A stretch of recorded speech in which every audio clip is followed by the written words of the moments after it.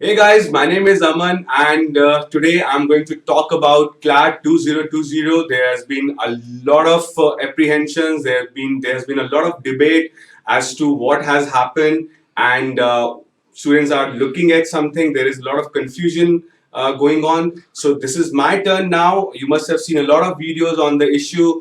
So I thought, as someone who has been teaching for CLAT for last so many years, almost 10 years now, I should also come up with at least one video as to tell you guys what I think, what has happened, and what is the way forward. Now, let's quickly start with what has already happened so far. The CLAT consortium came up with a notification few days back saying that there are going to be few changes. What are those changes? There has been a lot of debate on that. You have already watched a lot of videos, people explaining to you what you understand by deductive laws reasoning, what do you understand by comprehension based questions. Math section, again, we are expecting a lot of changes to be happening there as well. Uske saath saath legal aptitude, a lot of people believed initially that there is not going to be any questions on legal aptitude.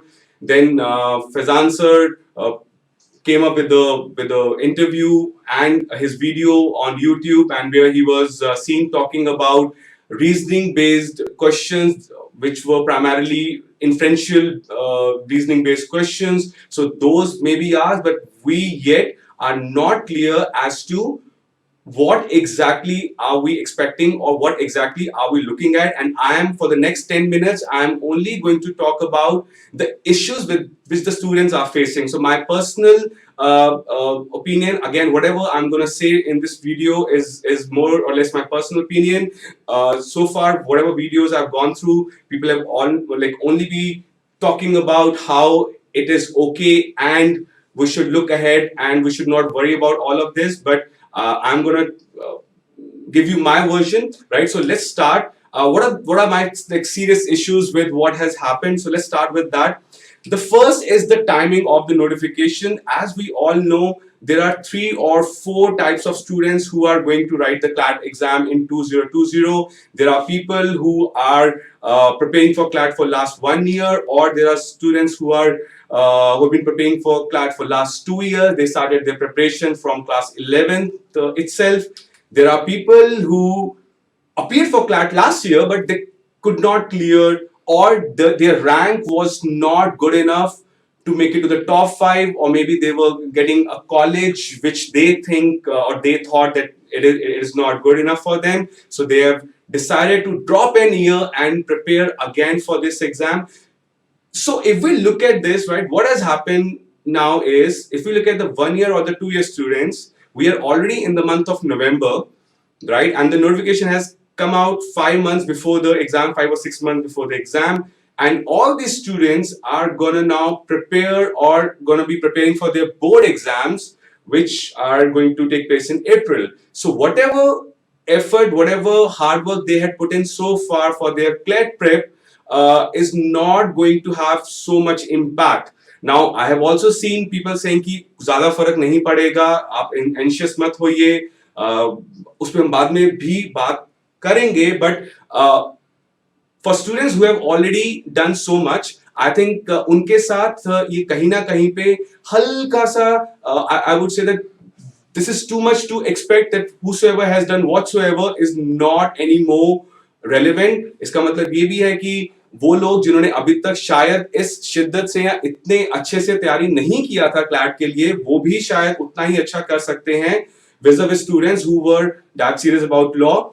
And I think एक इसमें एक बहुत relevant factor जो और आता है, that is with respect to students who opted for legal studies in their class in class 11th and 12th, right? So CBSE came up with this optional, right, legal studies, जो कि बहुत सारे बच्चों ने, बहुत सारे स्टूडेंट्स ने, बहुत सारे मेट्रोपॉलिटन्स और टीयर 1, टीयर 2, टीयर 3 सिटीज में एज अ ऑप्शन लिया. क्यों? Because for their love for law, or the fact that they had clear idea in their head that they want to appear for CLAT after their class 12. So what about those students जिन्होंने ये call सिर्फ इस basis पे लिया था कि legal studies शायद उन्हें इस तरीके से हेल्प करेगा. So the notification again could have been better.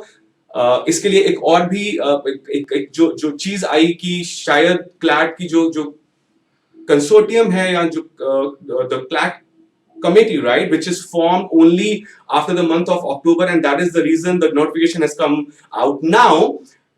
But I don't think that is gonna affect the students at all, right? Because it is not their mistake that the committee is formed so late in the year, right? Because they have been working or studying for this. So I think it's a very one-sided argument कि because consortium अभी form होता है इसीलिए notification अभी आएगा and the student should be okay with that. So that is the first issue, which is the timing of the notification. I think it could have been a little better. Now I have heard this from so many people. Again, I am not here to increase your anxiety levels. The pressure is already there, but I just want to be brutally honest here. I just want to state the truth, and it could be something which I personally feel because a lot of others have not expressed this. A lot of people have been saying that the exam is going to be easy. I've heard this from quite a senior people as well, from quite a students as well. But what I'm not able to understand is that how is the CLAT going to be easy? Now, we have to keep in mind that this, after everything, is a competitive exam. So if you are trying to say that the exam is going to be easy, are we saying that every person who is going to score 100 or 105 out of 150 will be ensured a seat in the top 5 or the top 10 colleges? No, that is not going to happen. So even if the exam is easy, we are still going to have ranks based on which the students will get seats in these colleges. Now, if we still believe, right, that if the exam is going to be easy, we have already seen what has happened in CLAT 2012, 16, CLAT 2019, where people or the students felt that the exam was on the easier side. But what happened there? People who were scoring, or students who were scoring even 140, 145, but not ensured, or they did not get a seat in the top 3, top 5 colleges. So how is the exam going to be easy? I'm still not very clear about that. It's a competitive exam, 60,000 people appearing for close to 2,000, 2,200, maybe 2,500 this year, 2,500 seats. The exam going easy may make it even more complicated. We might have to figure out a section which is going to be a tiebreaker, or we are going to look at your age and then decide that if 2 or 3 or 5 or 10 or maybe 50 students are at the same scores, which could be a possibility if the exam is going to be that easy. So we are going to look at your age or your marks in your class 12 boards or something else. So we are just making it more complicated by saying that the exam is going to be easy, right?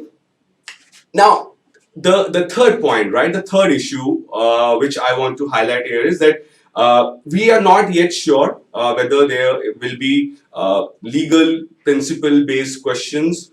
We are clear that there is not going to be static legal knowledge questions, what do we call the legal knowledge questions. But we are not sure that what do you mean by deductive reasoning and how these questions are going to be asked. Now, a lot of people are saying that we are not sure whether it's a good move or a bad move. I'm not going to say either, right? But let's just look at what is happening now. Now, students who were preparing for law, right? You ask any student who is preparing for law, and they would invariably say that legal aptitude, the legal reasoning, is their favorite section. They love solving questions based on a legal principle. There are a set of facts, and then they have to get to an answer that whether the person is a thief or whether he has committed a crime or not. So these are the questions which actually make them feel, or they love for law, right? So they are more comfortable, it's their favorite section, they're more comfortable solving such questions. Secondly, it also gives them a taste to what to expect at a NLU. Now, I understand that we want to change the section and there could be more logical reasoning based questions. But imagine someone who has solved so many of questions on all dogs are cats and all cats, like those CR questions or maybe AR questions, but still they may not get a flavor of what to expect at a national law university, right? But legal aptitude section invariably tells the students that what to expect, right? What are you going to study there? And we are just talking here about legal reasoning and not static legal knowledge questions, right? The other important part is that it invariably filters out the non-serious students. So if we take out the legal aptitude or the legal reasoning section out, I agree that we are not yet sure what is going to happen, but let's just assume that this is like, one of the ideas which is there, right? But it used to filter out the non-serious students, right? Someone who is preparing for all the other entrance exams. What is going to be the difference between someone who's preparing for a management-based exam or a hotel management exam and a law exam? Even for the hotel management exam, you have something called the service aptitude, where they want to understand your interest towards the industry, right? And same was the case with legal reasoning, where we want to see how interested are you in law as such, how interested are you in understanding these legal principles, which is, again, I mean, it could be a case that you go to a law school and after 2 years you just realize that this is not your cup of tea, and you have to spend 5 years there, not just 3, 4. You have to spend 5 years there. So that could again be a challenge. I don't think it is going to help students in any manner if that happens. So questions based on legal principles, and again, I mean, critical reasoning obviously should be there, but I think a legal aspirant would rather solve questions on legal principles and facts, or other than, like, the other types of questions which we have. In fact, if we look at the NLS Bangalore or Nalsar Hyderabad papers prior to 2008, right, you'll see that they used to have amazing legal reasoning principles with very interesting facts. In fact, that was the idea of late Professor Madhav Menon as well, that he wanted, or we wanted, to have students who are so interested in law, and that was how the paper was being designed, which was later on changed somehow by the CLAT committee itself, which now again wants to change it, right? So we'll come to that as well. So that is with respect to legal reasoning. Again, I want to share with you what the exact definition of legal aptitude used to be prior to 2020, so 2009, and before that 2019. Sorry for that, right? So 2019 and before that. So it used to say that this section will test the candidate's interest to a study of law, research aptitude, problem solving ability, and the questions may include legal propositions. Now, what is interesting here is that 2012 there were no legal static knowledge questions. 2016, again, I guess there were very few questions on legal knowledge. So it could have been done the other way around as well. The legal reasoning or the legal aptitude section was always supposed to have more questions based on legal reasoning principles, rather than having questions on static knowledge or assertion reason based questions. So why was those questions asked, and why now there's a change? We, as someone who has been part of the industry, I want to ask that question, and I'm sure the students also have similar questions in their head, that why the change now.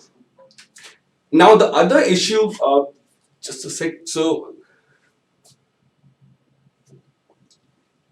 now the other issue is that there is too much of comprehension, right? So, and again, this is my personal opinion, I feel that this might make the paper structure look more elitist, because when you have so much emphasis on comprehension, you are essentially looking at kids who have, and this, everyone has been saying this on YouTube channels and other mediums as well, that for CLAT now, your reading skills, your comprehension skills are of utmost importance. But I, at the same time, also feel that we are going in a direction where most of the students again, I mean, we can always say that it's a part of our education system, but most of the students are lacking there. This might also result in less diversification in what we see in the batches at the top 5, top 10, top 15 NLUs. Last year, we happened to file RTIs for this, and close to 50% of the students who are making it to the close to 50% of the students making it to the top 3, top 4 NLUs are actually from science stream, contrary to the general perception. And I guess if this happens and if there is so much more focus on comprehension, this number of science students only and only cracking CLAT, this number may even get higher. So this is again, I would say, might go against students who are from humanities or from commerce background. Again, I'm not, this is my personal view, right? So you are fully, if even if you don't agree, you have all the rights. But as a teacher, I have some rights to ask you questions. So I feel that the exam is going to be elitist, and the number of science students clearing the exam may go high. The next is that what about Hindi medium students? Now, if there is so much emphasis on comprehension part, what about those students who are from Hindi medium or who did not have such means to read so much? What about them? What about them? So, for example, I've also taught a lot of students from Hindi medium schools or from various parts of the country who would devote 1 year of serious study to CLAT. They were able to clear CLAT, and now they're working with the top MNCs or top PSUs of the country. But if the focus is going to be so much on comprehension, I personally feel that this is going to work against a lot of students, and Hindi medium students actually, the number is staggering, right? This may not be very good for that. Now, let's now quickly come to the recommendations part. I've said a lot, so I'm sure I am going to get a lot of comments in favor of what I'm saying, or maybe against that, and I'm just trying to just create more anxiety. Trust me, that was not the idea of this video. I just wanted to share why we should be concerned with the structure changing, right? And I also don't understand why is there a need for that. So recommendations, again, we always look for solutions when there is a problem. Unfortunately, I feel that in the present case, we are firstly trying to create a problem, and then we are trying to find a solution for the same. So no matter what arguments I'm getting for this change, again, I agree that the mugging should come down. But if we try to understand from, and that will be the next point, but it could have been done otherwise as well. I personally feel that the exam should be kept as stream neutral as possible. Uh, I know a lot of people are going to argue on this, that you were wrong, that humanities students and commerce students are not good at comprehension. I am not saying that, but I'm saying that it might result in this number going up, which is the science students clearing the CLAT exam, because they kind of tend to have better analytical skills, and at least to this, a lot of people would agree to. Now, the next is that what else could have been done, right? So let's just come to that. So I am again in favor of no mugging. I am in favor of no static GK questions at all, no static legal knowledge questions as well, which was the case in the year 2012. As I've already mentioned, the CLAT consortium or the CLAT committee was able to come up with such a paper in the past as well. So I don't see any reason why this cannot be done now. If we look at the English section, CLAT 2011, again, sorry, I kept on saying 2012. It was a 2011 paper which only had legal reasoning questions. At the same time, the CLAT 2011 paper only had RCs in the English section, so that can be done again. We need not, do such a like knee-jerk reaction to all of this. So that could have been managed. Again, math, we could have still asked questions based on data interpretation. We could have still asked everything what is going to be done now. So these are my recommendations. So what can be done here is that reduce the number of questions from 200 to 150. How do you do it? Just take out 10 questions from almost every section. Take out the legal aptitude or the legal knowledge part from the legal aptitude section. Take out the static knowledge part or the static GK questions from the GK section. Ask more questions, comprehension based questions in your English and comprehension section. Ask more CR questions and less analytical reasoning, or what you call critical reasoning, more critical reasoning questions in the logic part of the paper, and give students more time. As we have been hearing that the idea is to have less stress on the students. I think it was easily manageable the other way around as well, because the CLAT consortium itself has been making all these papers in the past as well, so they could have easily done all of that now as well. So these are few things which are, and finally, I mean, I heard this argument from a lot of people that the idea is to increase the number of law takers. I agree to that point that there has to be more accessibility, but this is not how we can have more accessibility. One of the things we could have done was that reduce the fee, right? Reduce the prospectus or the form fee from rupees 4,000 to something else, right? So that will obviously increase the outreach or accessibility. At the same time, try and make the paper stream neutral so that more people are interested in going for law. Make it good for people who are maybe not that great with comprehension, maybe Hindi medium students. I don't know how they're going to do that if they want to change the structure so much. I don't know how they are going to do that, but I think that is another way of increasing the accessibility.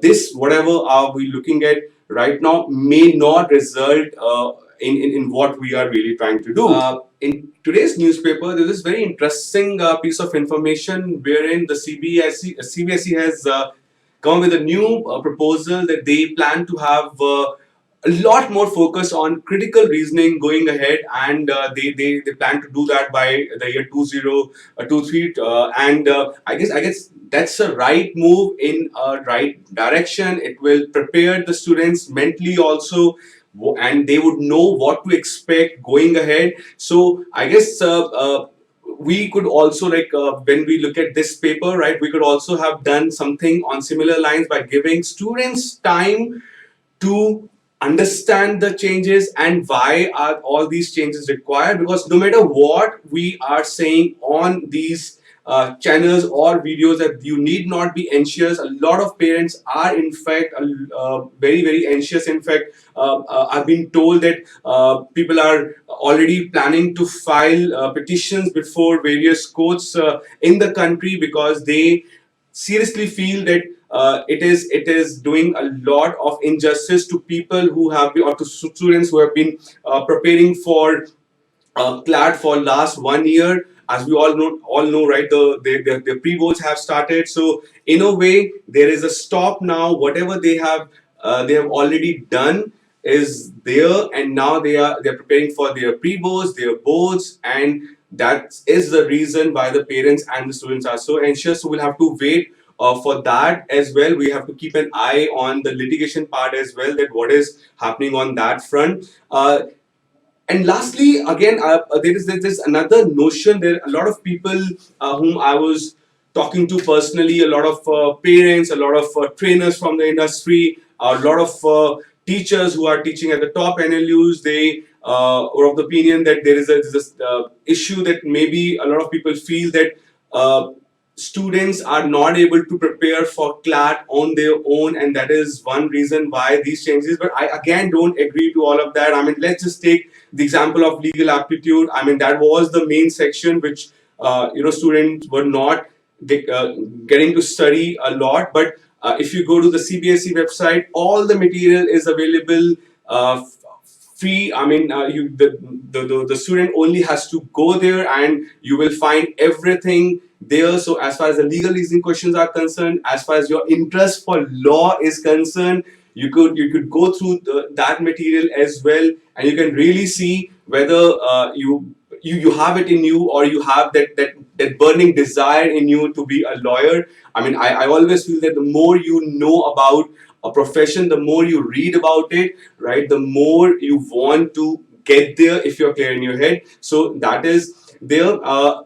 At the end, I would just like to say that how is this going to change your preparation, right? Because again, I'll be shooting more videos, will be coming with more videos on this, as to how you prepare. Again, I would say that as of now, keep continuing what you are doing, right? And now there's a catch, that how do you find time for that, right? That is up to you. You will have to maybe change your schedule, change your pattern or timetable, how you were doing that, but continue doing what you were doing. Yes, you need not do a lot of history now, maybe a lot of geography now, only for CLAT. By the way, there are other entrance exams as well, so now you will have to even more you have to be more clear as to how much time you want to devote to CLAT vis-a-vis other entrance exams. Again, I mean, this is one more point where I personally feel that the students are right, that this is causing a lot of inconvenience, because what essentially we're saying is that